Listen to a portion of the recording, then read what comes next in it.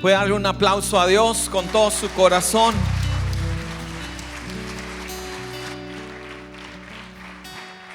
Dice este canto que estábamos entonando que a su nombre clamaré. Y mire, creo que hoy necesitamos clamar como iglesia. La ciudad se está poniendo complicada y usted y yo no podemos ser indiferentes a lo que está pasando. Muchas veces la gente actúa hasta que le toca vivir. Y no esperes a que te balacien, no esperes a que te toque estar en una situación así para clamar.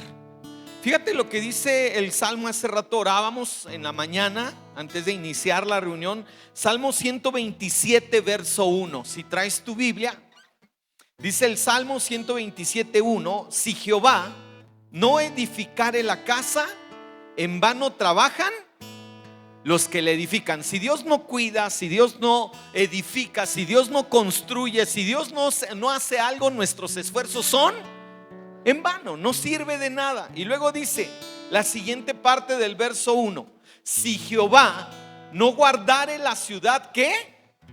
En vano vela. Es por demás que haya 20,000 policías, es por demás que haya 20,000 cámaras, es por demás que se haga todo lo que se quiera hacer. Si Dios no cuida de la ciudad y de nosotros, de nada sirve. Así es que yo quiero pedirte que en esta mañana oremos por nuestra ciudad.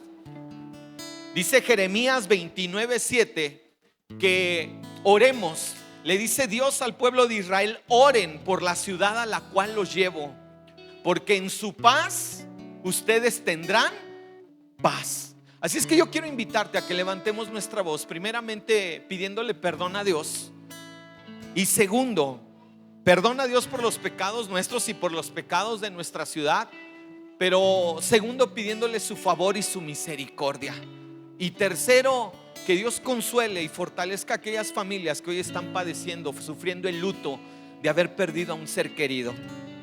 Ojalá y no te toque a ti, ojalá y no nos toque a nosotros.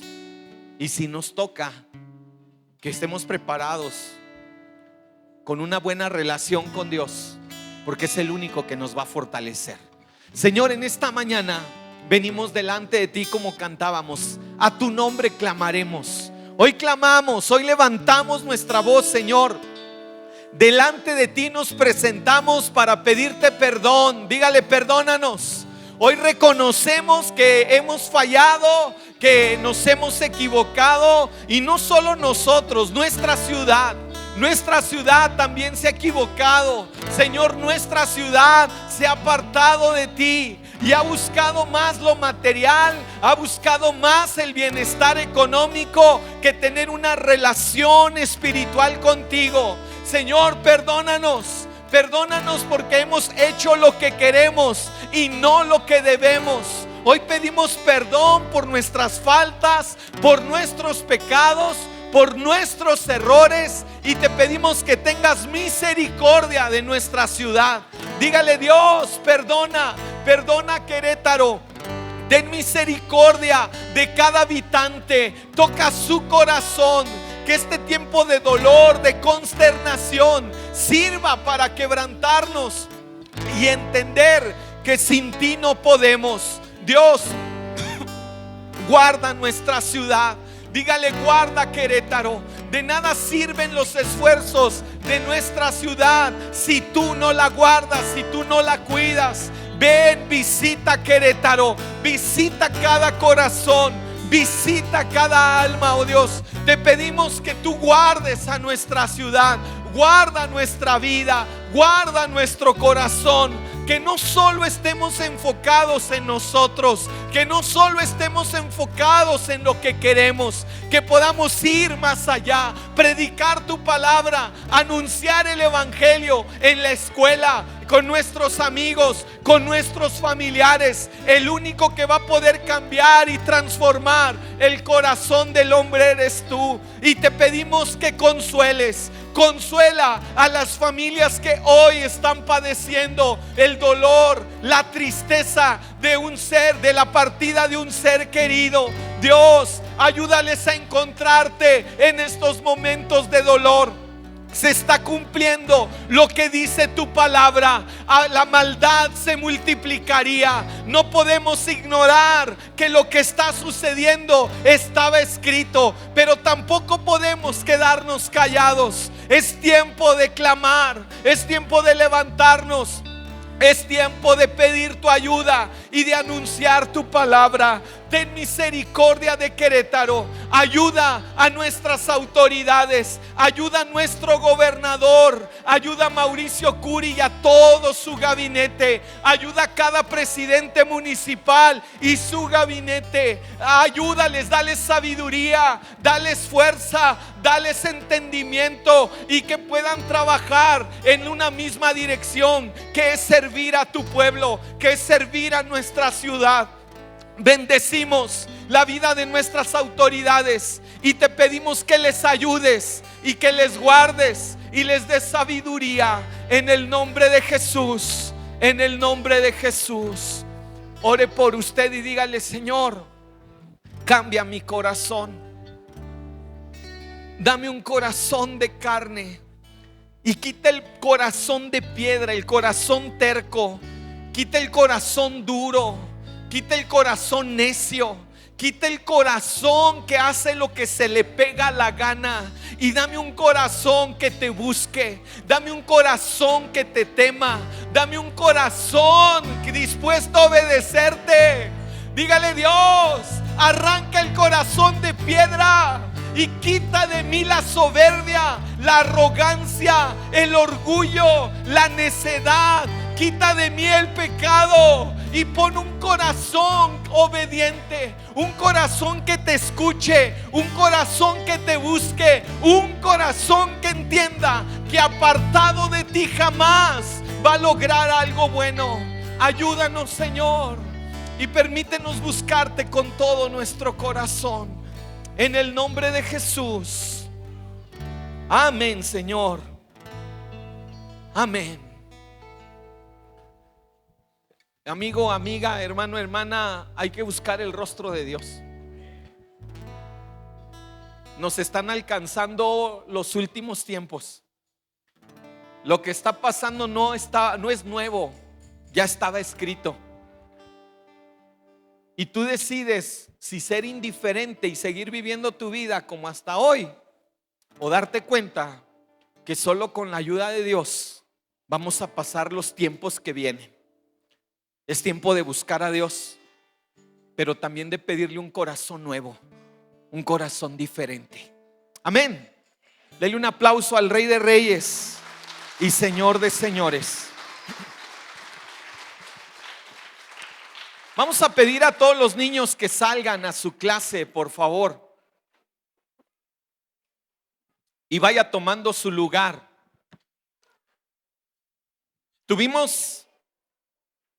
Ayer hubo reunión de damas, de mujeres. Qué bueno que vinieron. Mande a su esposa. Dice: no me gusta que me manden. ¿Para qué se casó? Mandarle en el buen sentido. Venga, necesita de Dios para hacer una bendición para usted, para su familia y para su esposo. Necesita de Dios. Usted sola lo único que va a hacer es una mujer que va a creer que todo lo puede y que no puede nada. El mundo le ha dicho que usted puede sola, y sí, la verdad es que Dios le ha dado capacidades, pero se las ha dado con la ayuda de Él, no sola.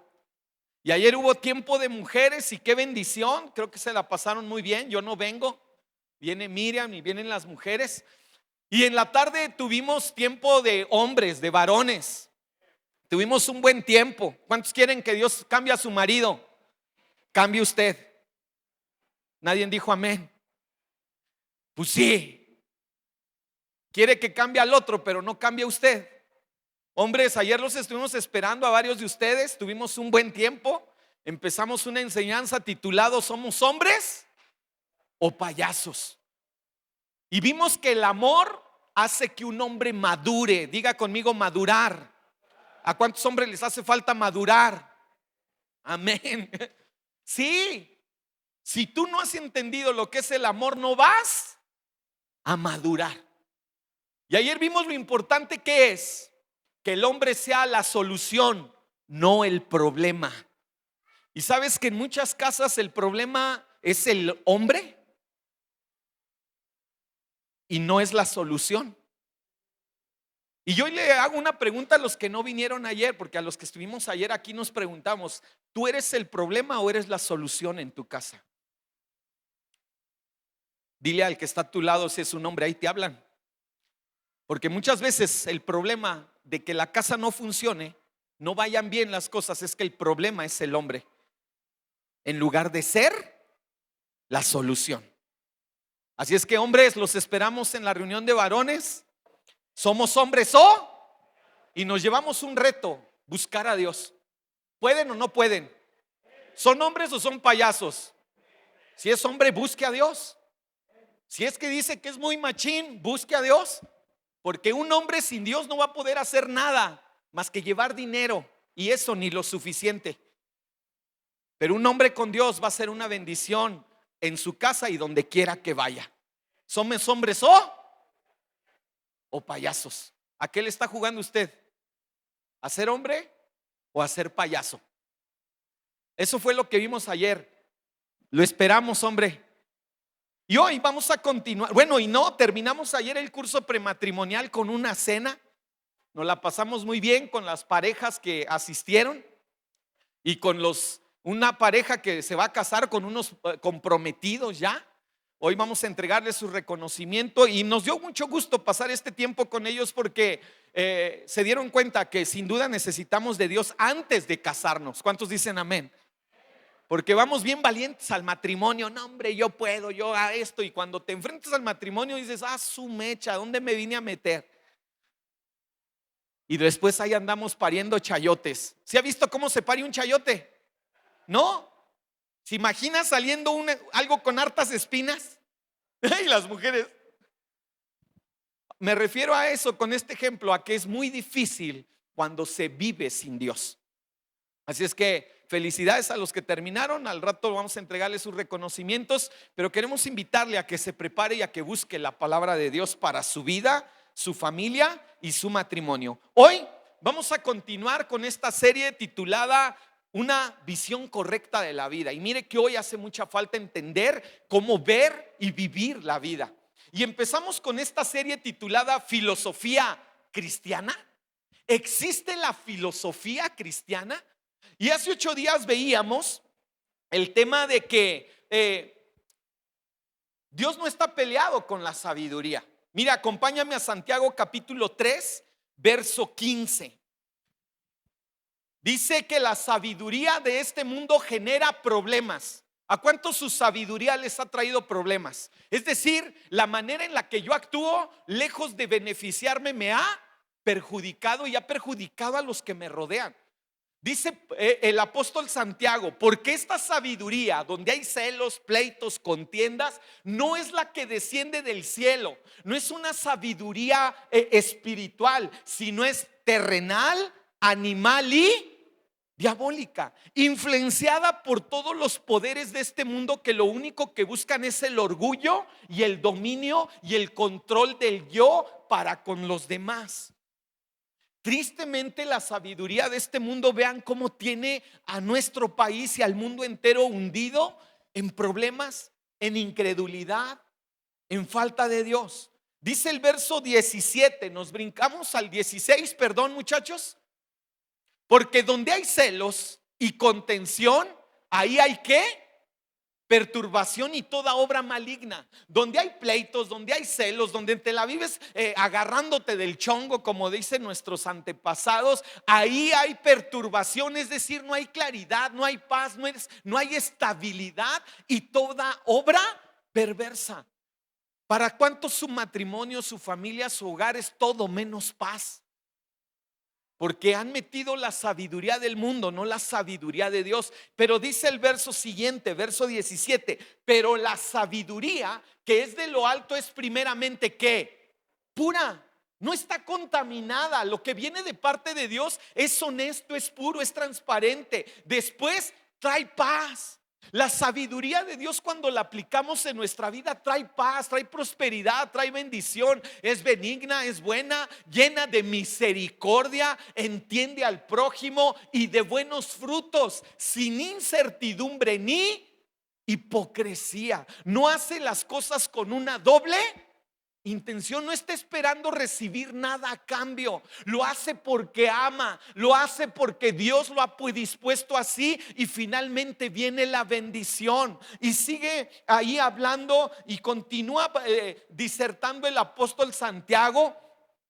Y nosotros veíamos que hay un contraste radical entre la sabiduría del mundo y la sabiduría de Dios. La sabiduría del mundo daña, te daña a ti y daña al prójimo. La sabiduría de Dios beneficia al prójimo, pero también te beneficia a ti. Con todo esto, nos hacíamos esta pregunta: dígame si la sabiduría de Dios no es importante. Dígame si no es compatible la filosofía, el amor por la sabiduría de Dios. Y veíamos la definición de sabiduría. ¿Me pueden proyectar la definición? La Real Academia Española, jóvenes, esto es bien importante para ustedes y que están hoy bombardeados de tantas cochinadas, de tantas tonterías, y que creen que es lo peor. Dice que la definición de filosofía significa amor por la sabiduría, amar por el saber actuar. Dice que es amigo de la sabiduría, amigo del conocimiento. Es un conjunto de razonamientos que lógicos. Dios no está peleado con la lógica, Dios es lógico. Dice la Biblia: todo lo que el hombre sembrare, eso también, eso es lógico. Yo no puedo esperar recibir amor si no doy amor. Yo no puedo esperar recibir respeto si no doy respeto. No se necesita ser muy inteligente para entender que eso es lógica. Si yo busco a Dios y tengo una relación con Él, mi vida va a cambiar. Así como si tú tienes una relación con una gente que roba, vas a ser el siguiente ratero. Si te juntas con gente que es incrédula, vas a ser el siguiente incrédulo. La Biblia habla de razonamiento, y la filosofía también, de un razonamiento lógico y metódico sobre conceptos abstractos, sobre conceptos que no son sencillos de entender, que tratan de explicar las causas y fines de la verdad. ¿Sabes que en esta vida el único que se atrevió a decir yo soy el camino, la verdad y la vida fue nadie más? Todo mundo se la vive buscando la verdad y disertando en ello, y Jesús dice: no te equivoques, es bien sencillo. Yo soy, dijo Jesús, el que vino a morir por ti. Y la realidad y las experiencias y nuestra existencia. Trata de resolver esas preguntas. Joven, señorita, tú no vienes del chango, no eres producto de la casualidad.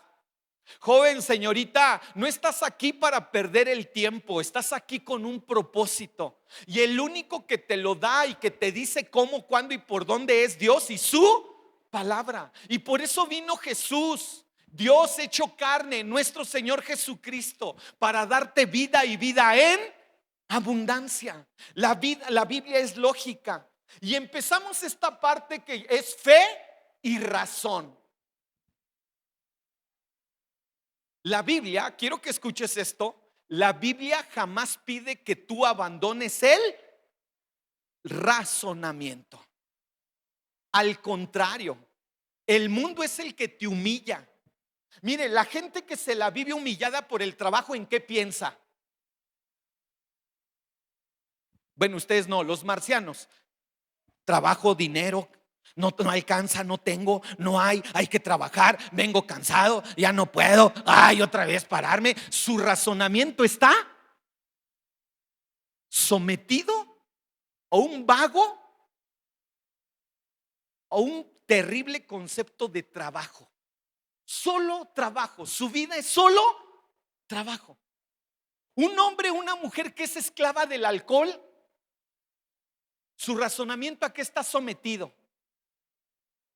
al alcohol, a ser humillado, humillada por el alcohol, a hacer el ridículo delante de otros, a hablar y decir tonterías delante de otros, porque su razonamiento está sometido por él. Y quiero que veas que en ningún momento la palabra de Dios nos dice que abandonemos. ¿Sabes que la palabra de Dios dignifica al ser humano? Te da un lugar que habías perdido por el pecado. Restaura nuestra vida y nuestra alma, producto de la necedad de este mundo y que nosotros hemos hecho caso. Veíamos que el primero que pide que razonemos es Dios. Y leíamos este texto, Isaías capítulo 1, verso 18. Quiero que me acompañe, porque este texto es bien interesante. Cuando lo leí y lo estudié, me llamó mucho la atención, porque habla mucho de pecado, habla mucho de que vamos a dar cuentas, pero dice: venid luego, dice Jehová, y estemos ¿qué? A cuenta. Esa palabra a cuenta en el original hebreo habla de ser responsable, de demostrar que tienes la razón. Dios le estaba hablando al pueblo de Israel y le decía: a ver, vengan, ven, siéntate conmigo y dame tus argumentos, dame tus razonamientos para vivir como vives.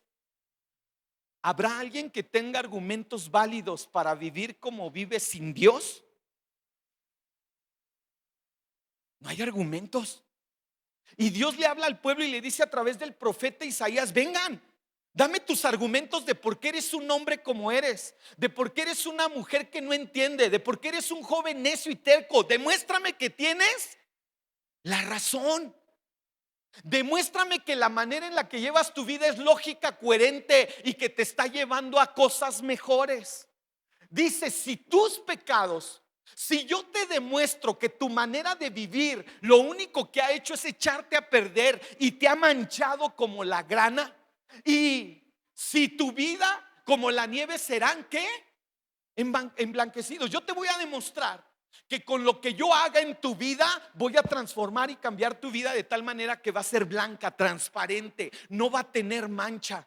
Y si fueren rojos como el carmesí, si tus acciones, tu conducta te ha manchado y te ha hecho contaminado a tal grado que estás totalmente sucio del alma, de la vida, del corazón, dice: vendrán a ser como blanca lana. Y me encanta el siguiente verso, verso 19, por favor: si creyeres, si quisieres y oyereis. Diga querer.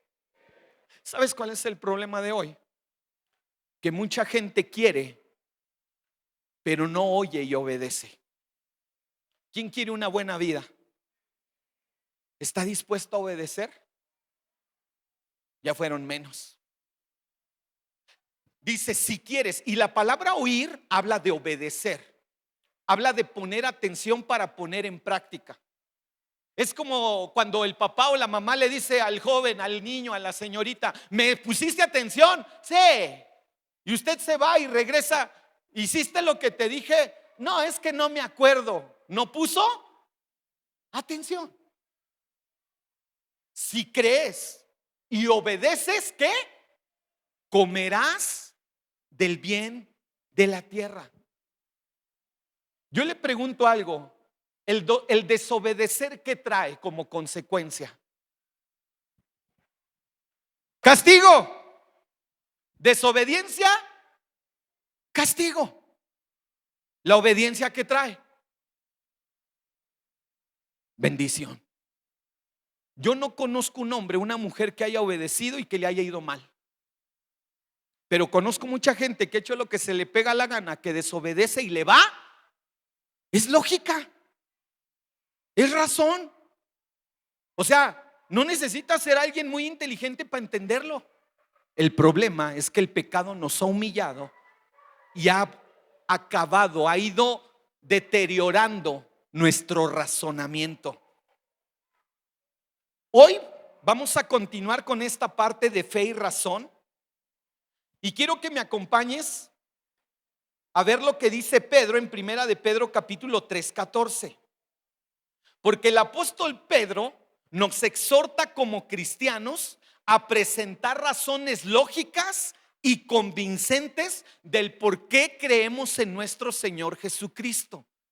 Dios a través de su palabra nos enseña a pensar y a razonar, algo que el mundo no hace.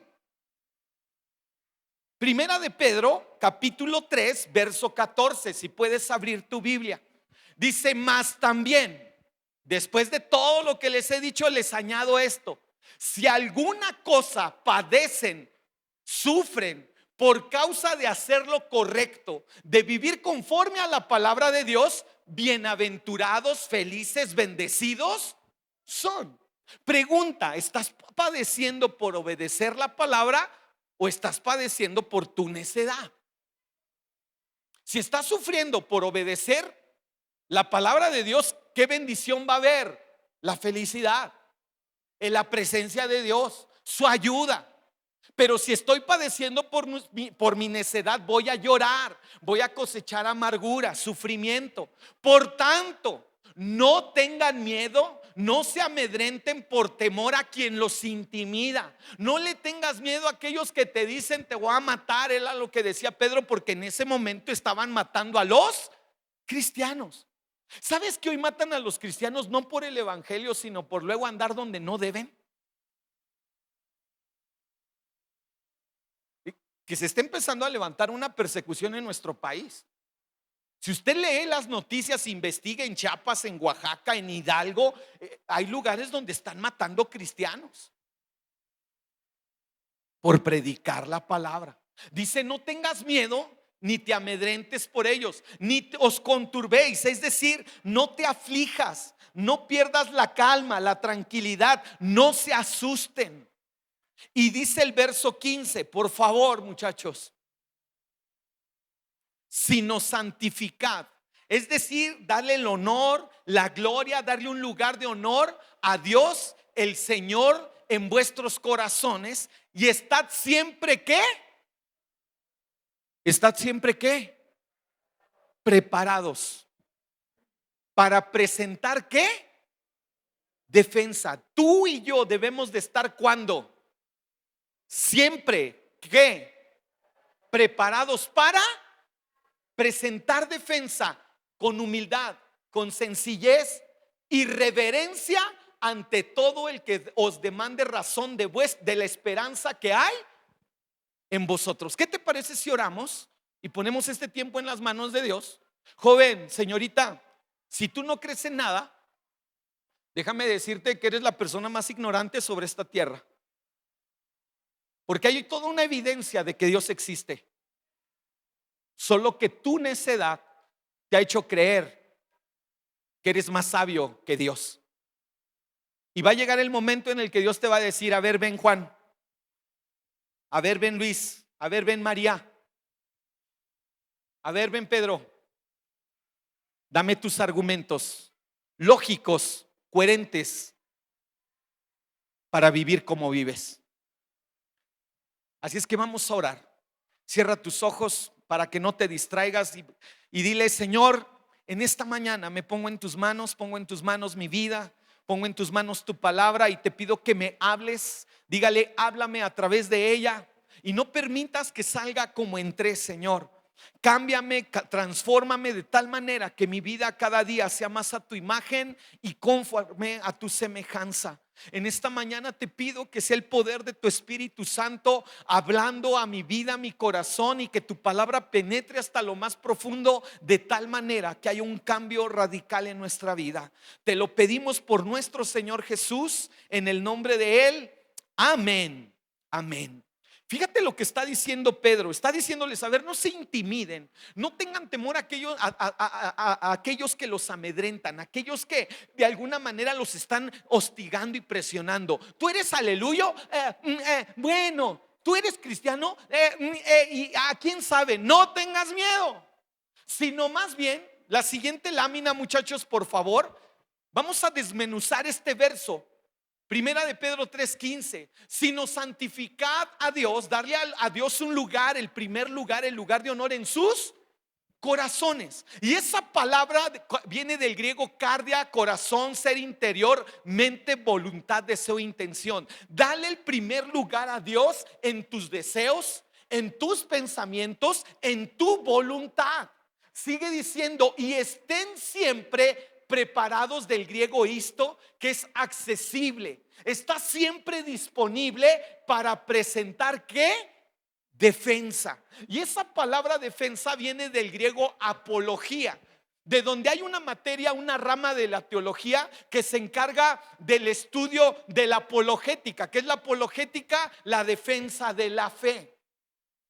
De aquí proviene y significa defensa verbal, defensa, afán por demostrar tu inocencia, razonamiento que inteligente. Dígale al que está al lado, Dios te llamó a ser inteligente. Me encanta porque se quedan así. Dios, desde que creó al ser humano, nos llamó a ser ¿qué? Dios no creó al hombre y a la mujer tontos. Dios no creó a los jóvenes tarados. No. ¿Sabes quién los ha hecho tontos y tarados? El mundo. Sí. Y discúlpeme que se los diga. No, no me disculpe. No. Porque el mundo no perdona, jóvenes. El mundo tira y tira a matar. El mundo tira a destruir tu vida, tanto que hoy muchos de ustedes han perdido las ganas y el deseo de vivir. Tanto que muchos son esclavos de la ignorancia y del pecado, porque le han creído más a este mundo y han dejado de razonar y de pensar, en lugar de ocuparse de conocer a Dios y tener una defensa razonable, una respuesta bien razonada, una respuesta bien pensada que aborda el problema de manera adecuada. A ver tú, Pedro, ¿por qué crees en Jesús? No sé, porque mi mamá me lleva a la iglesia, porque mi papá está friegue y friegue que tengo que ir, pero yo no creo en Dios. Fíjate lo que está diciendo Pedro. La Biblia jamás nos invita a abandonar la razón. Siempre nos lleva a utilizar el entendimiento de acuerdo a como Dios nos lo dio, no como el mundo lo ha torcido. Dice, sino siempre estén preparados para presentar defensa. Siguiente lámina, muchachos, por favor. Para presentar defensa, ¿cómo? Con mansedumbre, con gentileza, con humildad. Oye, ¿que tú eres cristiano? Sí. ¿Y por qué eres cristiano? A ver. No me grites, cállate. No, a ver, cálmate. Te voy a explicar por qué creo en Jesús. Con un razonamiento lógico, coherente, bien entendido, y reverencia, con respeto. Usted y yo estamos llamados a respetar, a tratar con gentileza a los demás. ¿Sabe por qué el mundo está peor? Porque hacemos todo menos respetar y ser humildes. Pedro les dice, a ver, presenten una defensa, un razonamiento inteligente, con humildad, con reverencia, ante todo. ¿Ante quién? Ante cualquier persona. Tú y yo deberíamos de estar dispuestos a explicarle por qué creemos en nuestro Señor Jesús como en nuestro Salvador.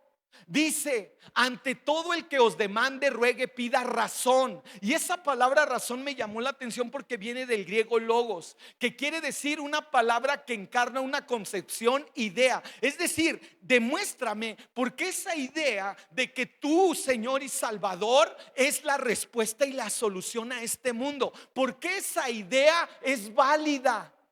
¿Por qué lo que tú dices y piensas es lógico y coherente?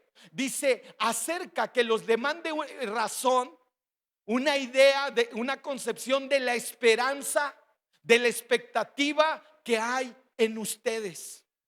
Pregunta, ¿cuántos de aquí pueden defender su fe? ¿Cuántos de aquí con argumentos lógicos, coherentes, Con la Biblia puedes demostrar que lo que crees es verdad. Algunos ni los textos ni los libros de la Biblia se saben.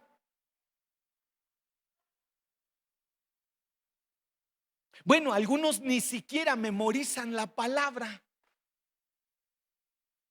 Se saben más las historias de las películas. Ay, ¿te acuerdas cuando fuimos a ver cuál está ahorita de moda? ¿Eh? Ahora no ven cine, ustedes tampoco. Déjenme veo en Netflix. ¿Ustedes tienen Netflix? Los de Marte tenemos Netflix. ¿Aquí llega Netflix? ¿Sí? Entonces han visto algunas series. Yo pensé que nada más en Marte teníamos Netflix. ¿Alguna película que venga? ¿Cuál está ahí ahorita? No voy a mencionar ninguna para no entrar en detalles, pero ¿te sabes más la secuencia de la película? Es más, hasta los diálogos. Mira, aquí es donde dice esto. Espérate, no le muevas. Aquí dice.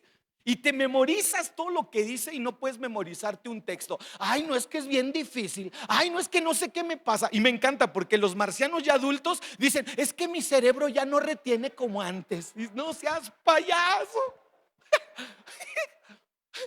Lo que pasa es que sus neuronas están más dañadas por el mundo que afectadas por la bendición de Dios.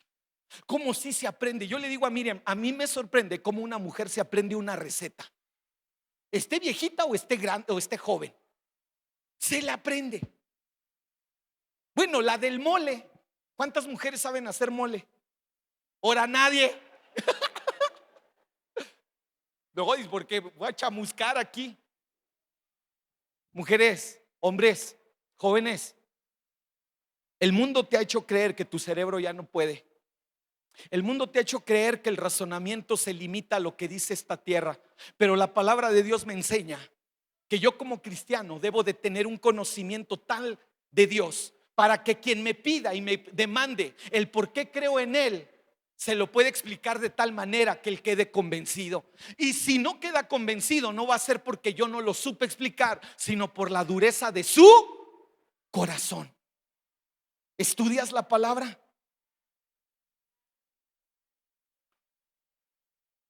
¿Lees la palabra? Pregunta. Esto nos lleva a una pregunta. Entonces, ¿esto es posible? ¿Es posible defender la fe cristiana? ¿Es posible defender la filosofía cristiana? ¿El amor por la sabiduría de Dios? ¿Es posible defenderlo? ¿Usted qué cree? Mire, dice un hombre que vivió casi toda su vida ateo. La siguiente lámina, muchachos. C. M. Joad o Cyril Edwin Mitchinson dice: este hombre concluyó, después de vivir toda su vida siendo ateo y estar investigando y leyendo, dijo: debido a que la visión religiosa del universo me parece a mí que cubre más los hechos de la experiencia que cualquier otra. Es decir, la Biblia, el leer, me habla más de argumentos válidos, convincentes de la creación del universo que cualquier otra. Gradualmente he terminado, ¿qué? Adoptándola. Un ateo que duró más de 70, 50, no sé cuántos años, duró sin creer en Dios, pero investigaba y decía: alguien tiene que ser el creador de esto. Finalmente concluyó diciendo terminó sus días diciendo: ¿saben qué? La única ciencia, el único conocimiento que cubre y que abarca realmente la evidencia de que hay un creador es la fe cristiana. Es la Biblia, es Dios. Nadie, ninguna otra filosofía de este mundo habla con tantos argumentos y evidencias de que existe un creador, Señor, Dios del universo. El gran yo soy, Jehová, dice la Biblia, Jesucristo nuestro Salvador. A lo largo de su peregrinaje dijo: ahora creo que el balance de consideraciones razonables, es decir, que los argumentos razonables dicen mucho más a favor de la Biblia, de la religión y hasta de la visión de este mundo. La única ciencia, filosofía que habla y que argumenta de una manera tan clara y tan profunda que hay un Dios, es la Biblia. Después de ser un ateo, y este hombre era investigador, era filósofo, era profesor. Muchos de los que afirman y dicen que Dios no existe y que no hayan respuestas a la profundidad de la vida, al sentido de la vida, como para qué estoy aquí, como de dónde vengo y quién soy, terminan encontrando la respuesta en la palabra de Dios. Aquellos que buscan sinceramente la verdad y que lo hacen con el afán de conocer el principio de todo, tarde o temprano Dios se les revela a través de su palabra. Aunque algunos puedan disfrutar el estar contradiciendo y diciendo que Dios no existe o que no hay argumentos tales para creer en ello, déjame decirte que el hombre que ama la verdad, tarde o temprano se va a encontrar con el Dios de la verdad. Porque Dios se revela a aquellos que le buscan, a aquellos que tienen hambre y sed de Él. Incluso hoy, déjeme comentarle este dato: la gran mayoría de las personas, hay un estudio que indica que la población mundial, alrededor del 75% de la población del mundo cree que hay un Dios. No saben cómo se llama o cómo llamarle, pero el 75% de la humanidad, es decir, 7 de cada 10, creen que hay un Dios, un creador, le llaman una fuerza superior, un arquitecto del universo, pero saben que hay un Dios. Y este hecho también es confirmado por la palabra de Dios. En Atenas, en Grecia, Pablo se encontró con el altar al Dios no conocido. Y usted y yo sabemos, los que han estudiado y leído, que los griegos eran buenos en pensamientos. Echan unas frases y unos razonamientos que dices: ah, su mecha, estos son buenos para pensar. Pero tenían un altar al Dios no conocido. Mire, acompáñame a Hechos capítulo 17, por favor, verso 22.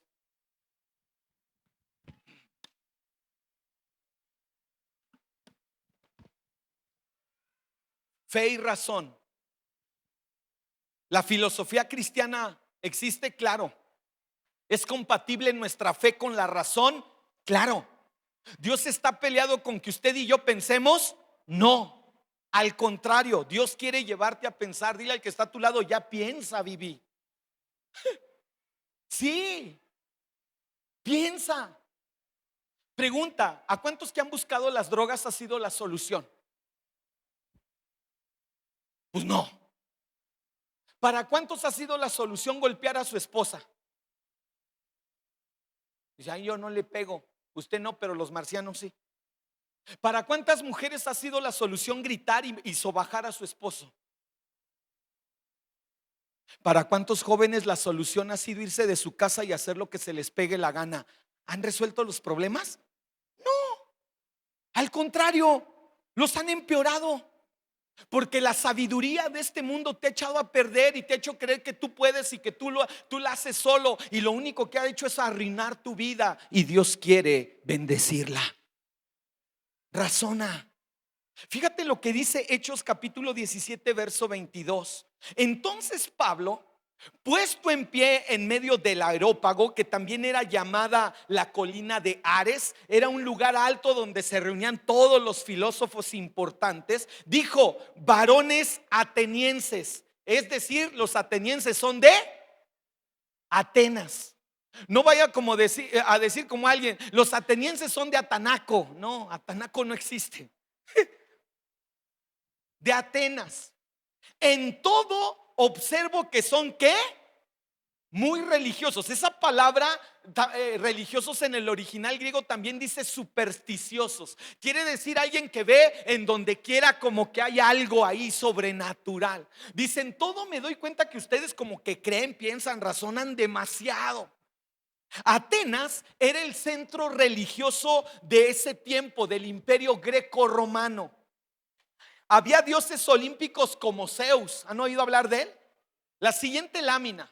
Ellos tenían 12 dioses: Zeus, Poseidón, Atena, Ares, Artemisa, Hermes. Y toda esa bola de dioses, Hefesto, Afrodita, Atenas, Apolo, Artemisa, y se disputaban el lugar entre dos, entre Hades, Dionisio, Deméter o Estía. Es decir, si no ponían uno, ponían a otro. Había más estatuas de dioses en Atenas que en todo Grecia. Fíjate cuántos dioses tenían: 12. Y la frase que leíamos de que ustedes son muy religiosos no era un elogio, era más bien la aceptación de una realidad. Podrían entenderse como que eran gente que por tener temor a algo preferían actuar y poner un altar. A pesar de tener tantos dioses y ser muy religiosos, ¿qué crees? Los griegos no conocían a Dios, al gran yo soy, a Jesucristo nuestro Salvador. Fíjate lo que dice. Regresamos, Hechos capítulo 17 verso 23. Dice: en todo observo que ustedes son muy religiosos, porque pasando y mirando vuestros santuarios, sus santuarios, lugares de culto, hallé también un altar en el cual estaba esta inscripción: al Dios que... O sea, vamos a poner otro por si se nos pasa un Dios que no conocemos. No vaya a ser que nos caiga la mala, o como dicen ahí, ¿la qué? La voladora. No vaya a ser que nos vaya a caer la voladora, la ley, la de malas, y vamos a poner ese altar por si se nos brinca un Dios. Y sigue diciendo, verso 23: al que vosotros adoráis, es decir, le rinden culto, pues sin conocerle. Adoraban a alguien a quien no conocían. Y dice Pablo: es a quien yo hoy les vengo a anunciar. Esto está bien interesante, jóvenes. Hoy la mayoría de los chavos no cree y está a favor y apoyando filosofías, corrientes totalmente antibíblicas, que tienen todo menos bendecir y dignificar la vida del ser humano. Dígame si no es una bendición ver a un alcohólico glorificando a Dios. Dígame si no es una bendición ver un matrimonio que se estaba destruyendo restaurado. Dígame si no es una bendición ver a un hombre o una mujer que no tenía esperanza disfrutando hoy de una nueva vida en Cristo. Es una bendición. Los griegos tenían altares a todos los dioses, incluso uno al que no conocían. Y entonces Pablo utiliza esto y relaciona al Dios de la Biblia, a Jesucristo hecho carne, lo relaciona con ese altar y les dicen: ¿qué creen? Yo les vengo a presentar a ese Dios que ustedes no conocen. Verso 24, acompáñenme. El Dios que hizo, que produjo el mundo y todas las cosas que en él hay, dice, siendo Señor del cielo y de la tierra, no habita, no vive, no mora en templos hechos por manos humanas. Pablo presentó al único Dios verdadero ante una gente tan educada y preparada como eran los griegos, los atenienses. ¿Sabes por qué hoy nos cuesta tanto trabajo presentar a Dios? Porque no lo conocemos, porque no lo estudiamos, porque no lo leemos. Porque estás más metido en el mundo que en lo que Dios te enseña. Porque estás más metido en las redes sociales que en lo que Dios quiere hablarte, enseñarte. Pablo agarró y dijo: a ver, ustedes que son tan preparados, ustedes que son una gente que razona de otro mundo, que tienen unos pensamientos y unas filosofías muy profundas, les vengo a presentar al Dios que creó todo, al Dios que hizo los cielos y la tierra, y que no vive en esto que han creado, que vive en el corazón, en la persona de aquel que lo recibe como su Señor y Salvador. Hoy tenemos una sociedad que se dice ser cristiana, pero que no conoce a Dios. Muchos vienen, se sientan, lloran, levantan sus manos, dicen: oye, estuvo bien chida la palabra, qué bonito. Ay, hasta sentí como que en mi corazón algo pasaba, pero se salen y viven exactamente igual, en lugar de acercarse a Dios a través de su palabra a lo largo de la semana.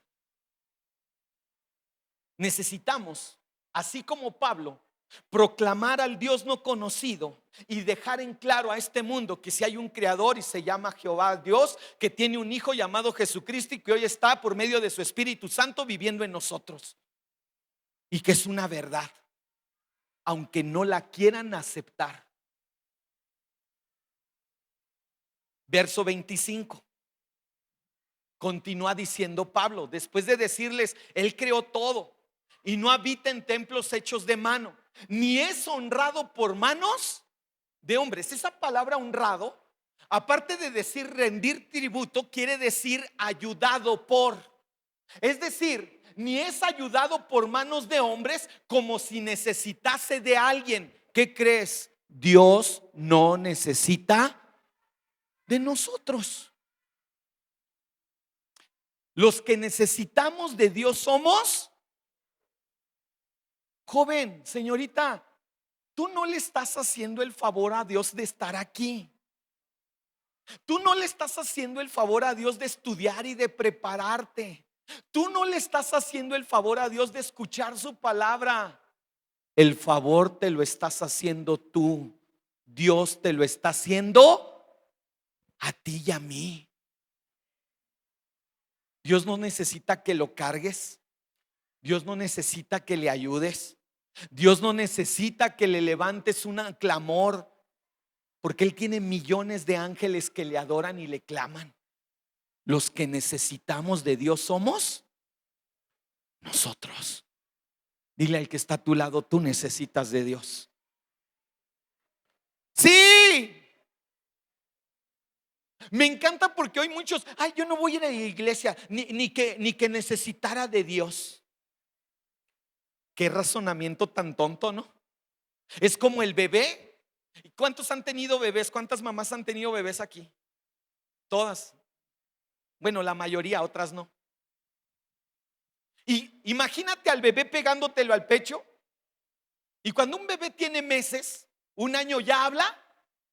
No. ¿Qué hace? Balbucea. Depende de mamá. Imagínate al bebé pegándotelo al pecho y diciendo: no, mamá, ya no quiero chichi, no me des.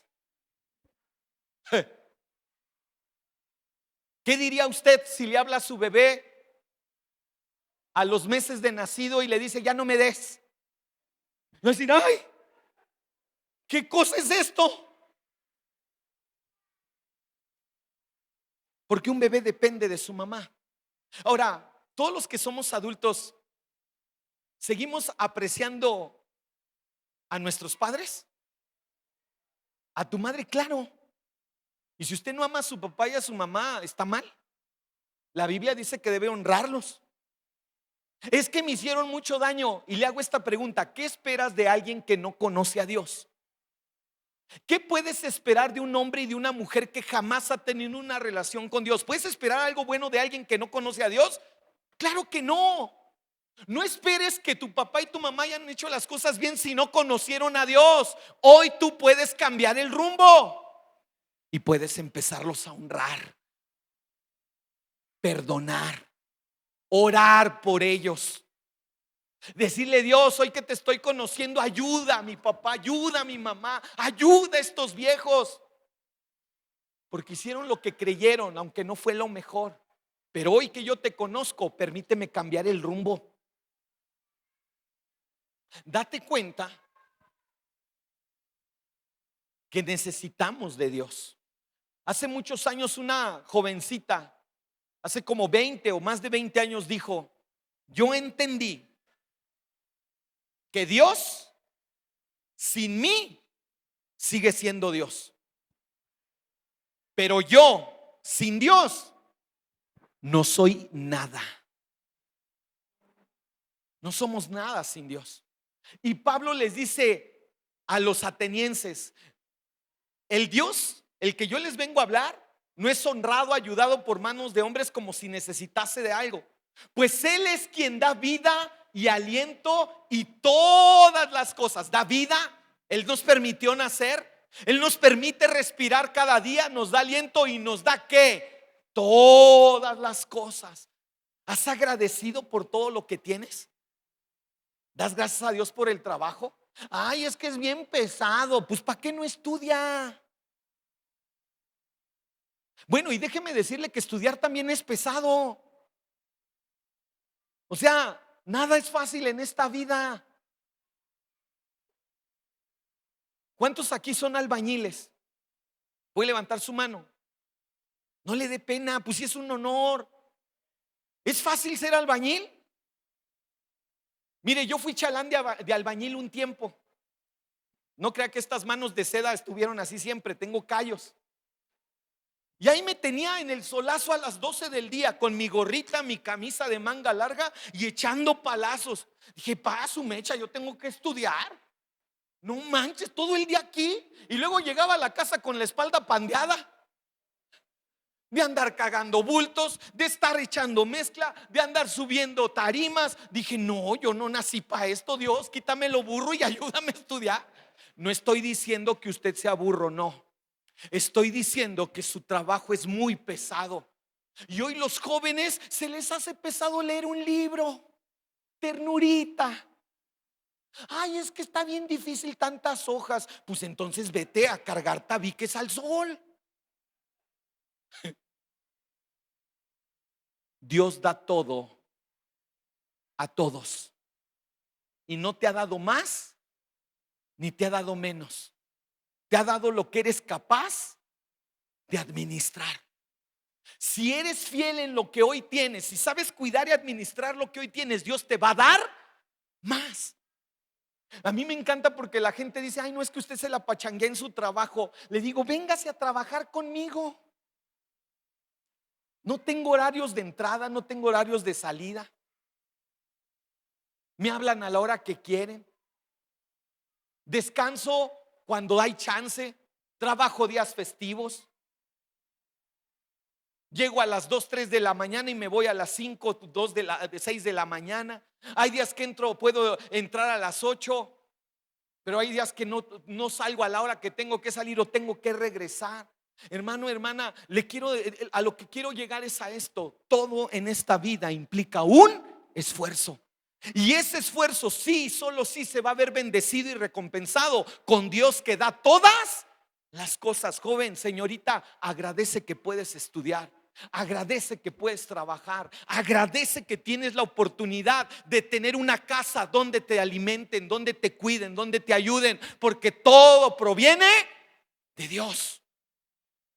Gracias a Dios por su bendición. Pablo les dice a los atenienses: Dios no necesita de ustedes, ustedes necesitan de Dios. Él es el que les dio la vida, están aquí con un propósito. Él es el que cada día permite que despierten con aliento, porque hay un sentido de vivir. Y Él es el que les está añadiendo y dando todas las cosas. Pablo nos demuestra entonces que es un buen ejemplo de cómo comunicar el evangelio.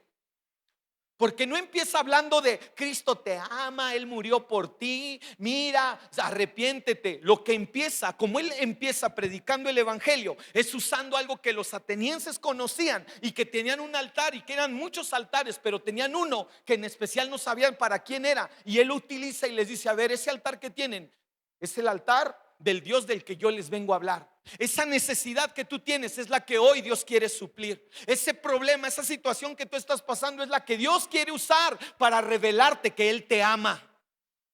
Aprendamos a expresar el evangelio con argumentos, aprovechando las oportunidades que nos da la gente de acuerdo a su necesidad, porque Dios cubre y suple todas nuestras necesidades.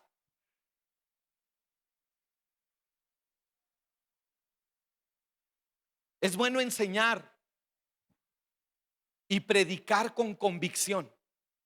Es bueno decir yo creo en Jesús con todo mi corazón. Pero grábate esto: es de más ayuda para expandir el reino, prepararnos y estudiar la Biblia, a ese Dios que nos amó. Es bueno enseñar y predicar con convicción, pero ayuda más el que tú te prepares y conozcas a Dios. Y cuando te demanden razón de tu fe, tengas argumentos para presentarlos con humildad, con mansedumbre, pero siempre convencido de quién has creído.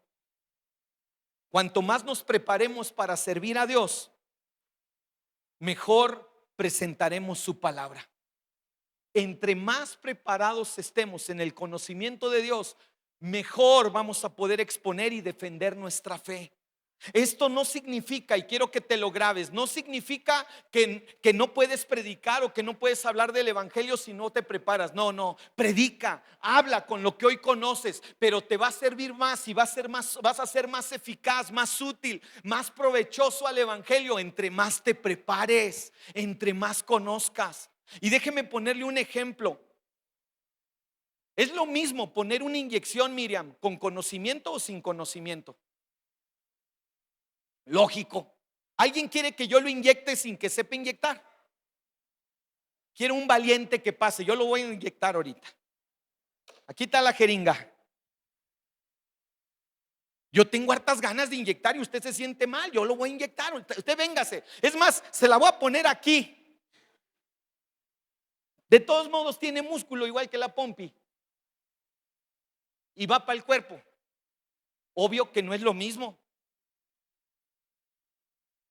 El conocimiento es una herramienta para hacer mejor las cosas. No te hace más ni te hace menos. Simplemente el conocimiento te ayuda a servir mejor. Entre más conozcas de Dios, no te va a hacer más, no te va a hacer menos. Te va a ayudar a conocer, a creer en Dios y a servir mejor a tu comunidad, a servir mejor a tu familia, a servir mejor en tu trabajo. Entre más conozcas de Dios, vas a ser una bendición. Prepárate. Dios no está peleado con la razón. Predica la palabra, pero prepárate para ello. Y quiero terminar con esta parte. La base racional de nuestra fe.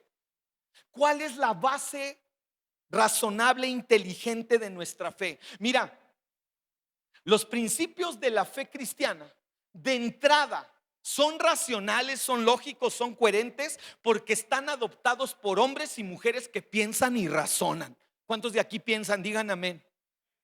Hay poquillos. Usted piensa. Y hoy más. Mire, cada vez hay más médicos, científicos, filósofos, arquitectos, ingenieros, albañiles, amas de casa que están conociendo el evangelio. Los principios básicos de la filosofía cristiana son racionales porque son adoptados por hombres y mujeres racionales en promedio. Pero ciertamente el cristianismo tiene que toparse con un problema epistemológico. No sé si me explico con esa palabra, pero epistemológico quiere decir la base del conocimiento. Es decir, el cristianismo se presenta con el cuestionamiento de cuál es la base de lo que tú dices. ¿Dónde está el argumento de lo que tú dices creer y profesar?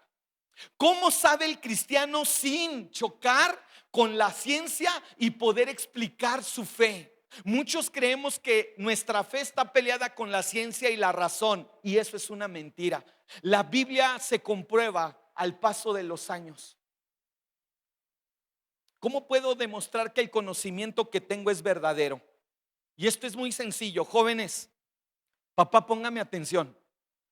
Todo conocimiento requiere de fe. Vuelvo a decirlo. Pareciera ser complicado explicar que nuestra fe tiene una base sólida, pero todo conocimiento requiere de fe. Sí. Cuando ustedes van a la escuela, ¿a quién le están creyendo ustedes? Al profesor, a los libros que estás leyendo. Tienes que tener fe. Empiezas creyendo en algo. ¿Por qué lo que le crees? Porque es un hombre con autoridad, porque estudió, porque se preparó. ¿Por qué usted y yo podemos creer en el evangelio? Porque el evangelio también implica Fe.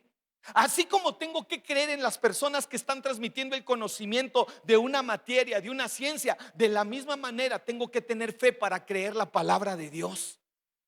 Entonces, nuestro conocimiento, la base racional del cristianismo es la fe, al igual que toda ciencia. El problema es que se han tratado de desvirtuar la Biblia por años. ¿Y qué crees?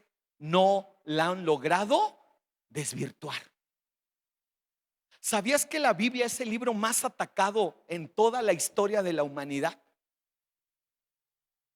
Y han desaparecido cientos de libros. Usted puede buscar libros de hace 500, de 1000 años y ya no existen. ¿Y qué crees? La Biblia sigue corriendo hasta nuestros días.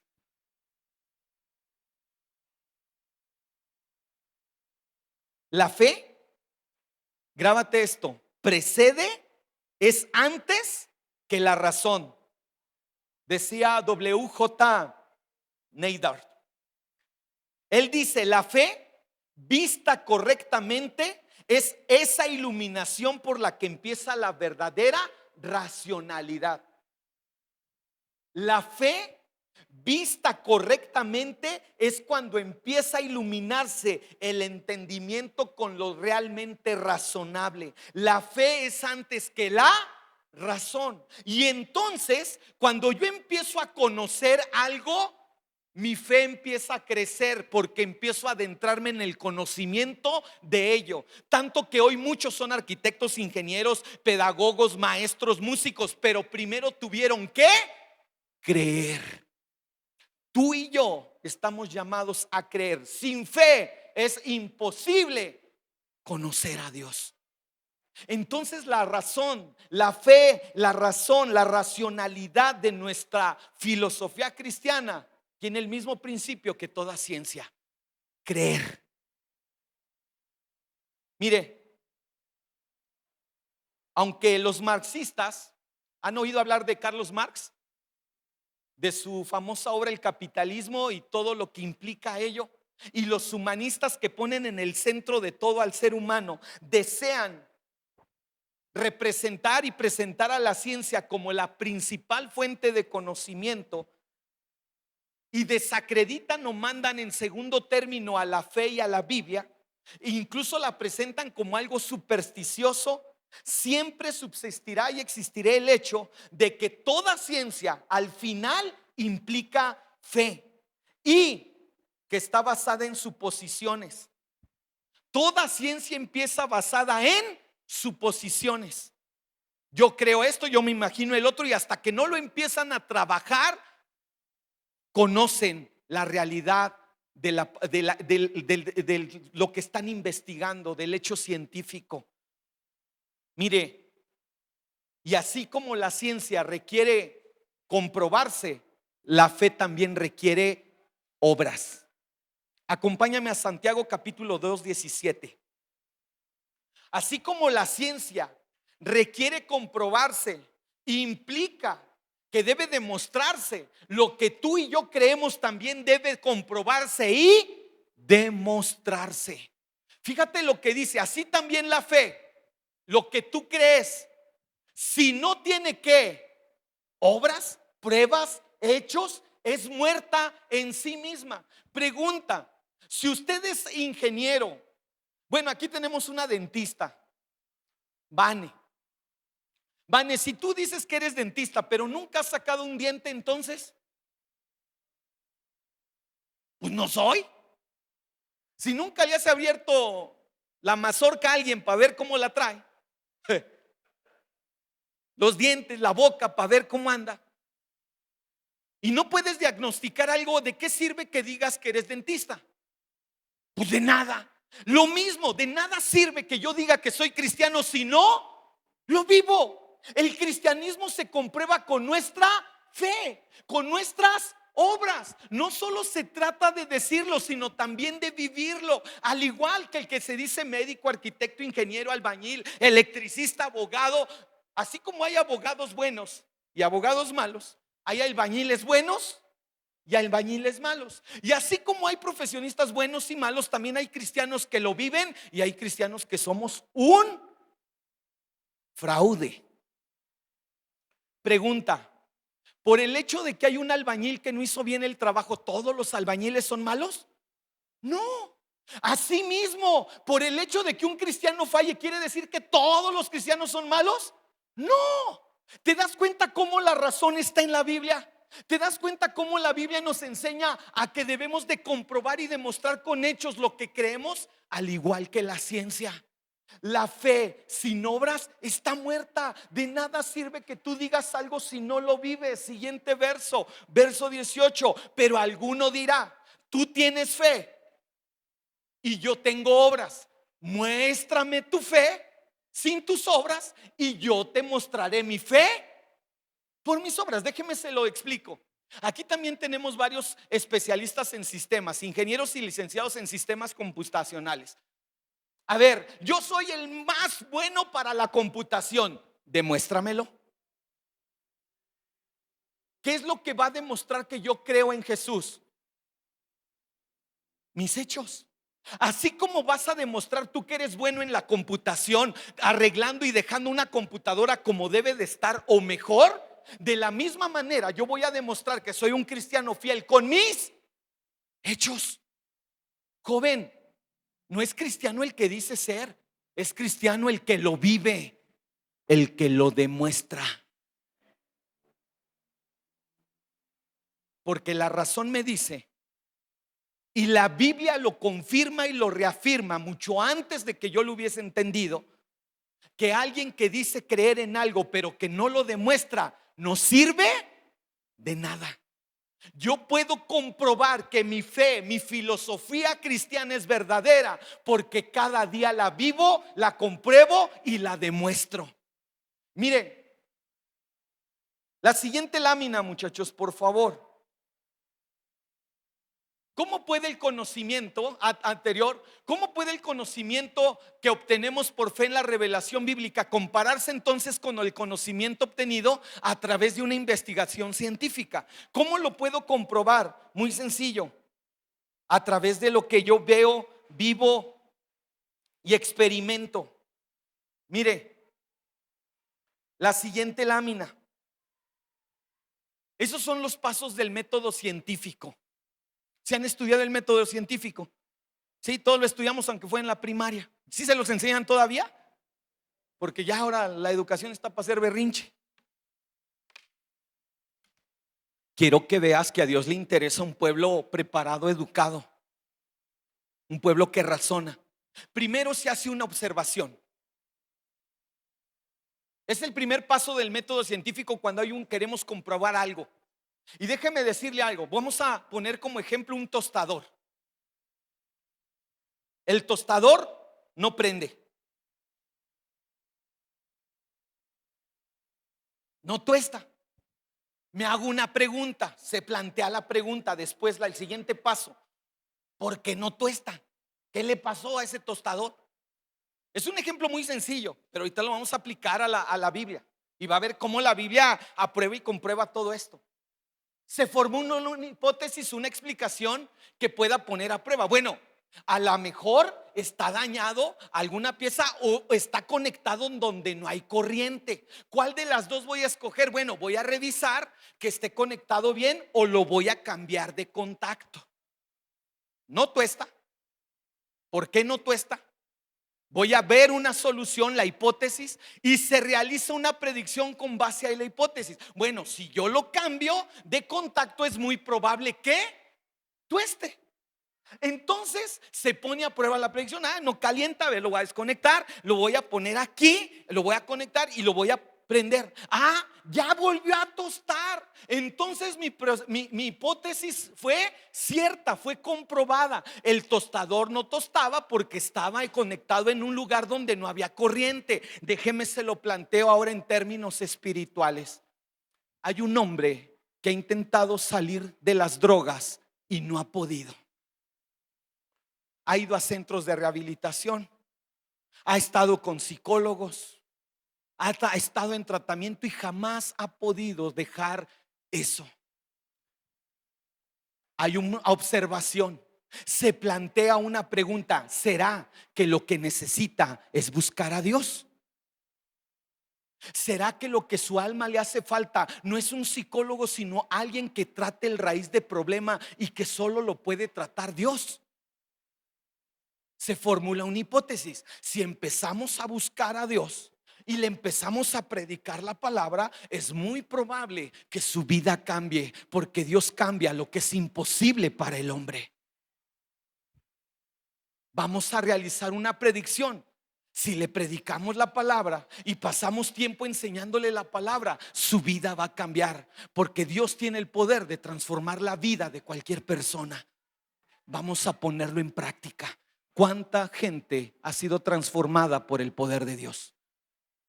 Usted y yo somos una prueba de ello.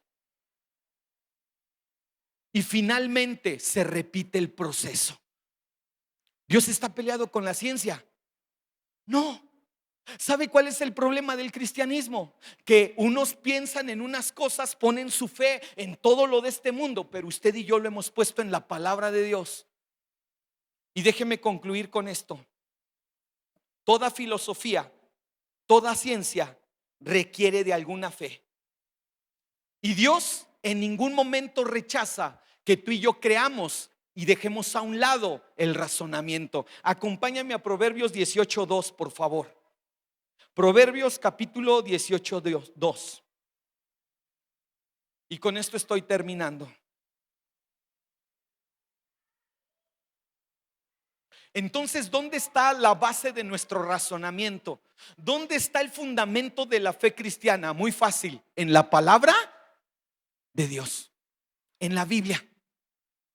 Y que si usted los ve desde un punto de vista científico, son 66 libros, más los apócrifos. Apócrifos quiere decir no inspirados. Pero hay 66 libros que se consideran inspirados por Dios, que han sobrevivido el tiempo, las edades, las destrucciones, los ataques, y han permanecido. Eso me indica que algo hay de verdad en esos libros, porque han destruido muchos, menos la palabra de Dios. De hoy en 8 vamos a ver la evidencia científica de que la Biblia es la verdad. No se la pierda. La evidencia científica de que la Biblia es la verdad. Fíjate lo que dice Proverbios 18:2.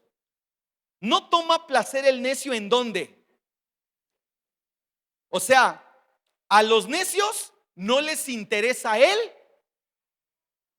conocimiento. Esa palabra necio en el original hebreo habla de tonto, habla de alguien falto de entendimiento.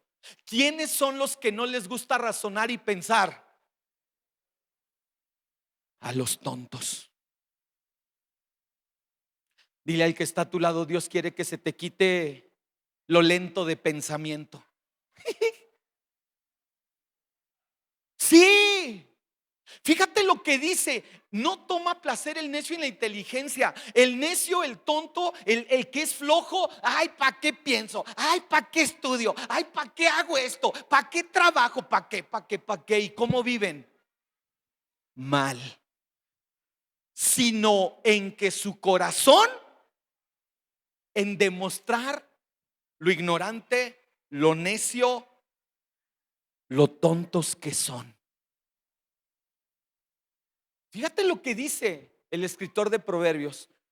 Hermano, hermana, cada vez que usted crea que no puede memorizar la Biblia, dígale a Dios: Señor, ayúdame a estudiar tu palabra y haz que estas neuronas funcionen para lo que fueron creadas, para razonar, para pensar conforme a tu propósito, no conforme a las filosofías de este mundo. El problema entonces de la fe cristiana no está en el conocimiento que Dios nos da, sino en que le hacemos más caso a las corrientes de este mundo que a lo que la palabra de Dios dice. Póngase de pie, por favor.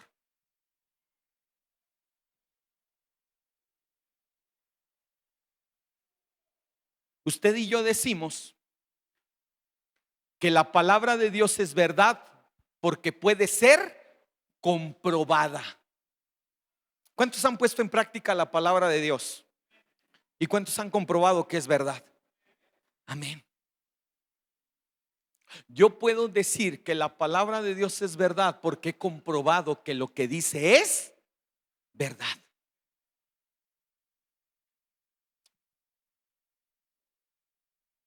Amigo, amiga,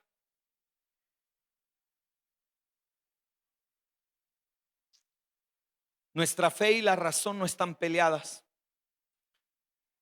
Y todo conocimiento, toda filosofía de este mundo requiere empezar con fe. Así es que nuestra fe no está peleada con la ciencia, al contrario. Dios creó la ciencia. Y de hoy en ocho vamos a ver las evidencias científicas de la palabra de Dios y que comprueban que es la verdad. Así que es bueno enseñar, es bueno hablarle a otros de Dios, pero ayuda más estudiar la Biblia. Somos más eficaces en nuestra labor de enseñarle a otros que Cristo les ama cuando nosotros estudiamos la Biblia. Estudie la palabra de Dios.